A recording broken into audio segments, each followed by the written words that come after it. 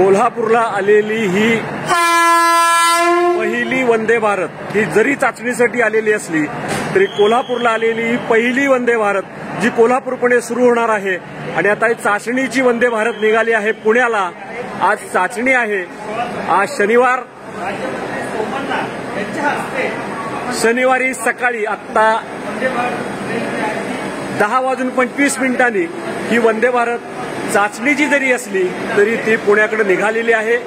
सोमवारी संध्याकाळी केंद्रीय रेल्वे राज्यमंत्री सोमण्णा यांच्या हस्ते आणि पंतप्रधान नरेंद्र मोदी यांच्या उपस्थितीमध्ये ऑनलाईन पद्धतीने या ट्रेनचा शुभारंभ होणार आहे। गेली 2 वर्ष यासाठी खासदार धनंजय महाडिक प्रयत्न करत होते।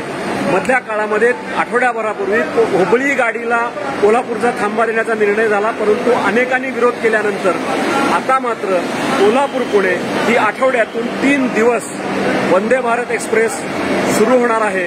आणि आज त्याची चाचणी सकाळी 10 ते 11 या दरम्यान ही पार पडते।